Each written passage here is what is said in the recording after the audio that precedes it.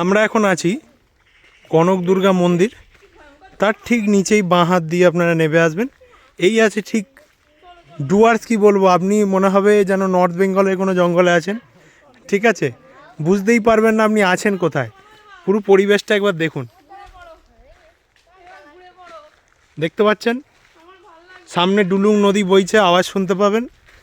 তো বর্ষার সময় আসতে পারেন, মন ভরে যাবে।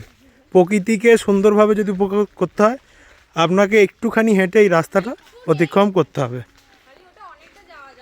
বসার জায়গাও আছে, দেখুন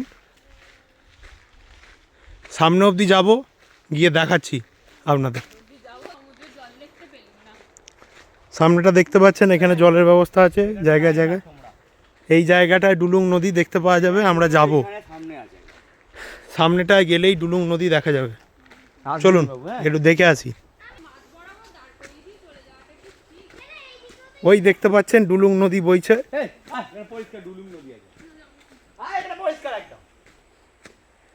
একদম পরিষ্কার জায়গা, রাস্তাটা আপনার খুবই ভালো লাগবে।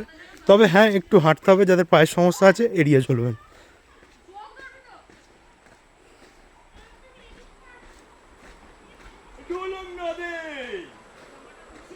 যেমন উত্তরবঙ্গে আছে খরস্রোতা নদী, তেমন ঝাড়গ্রামের এই ডুলুং নদীও কিন্তু যথেষ্ট খরস্রোতা। দেখে নিন।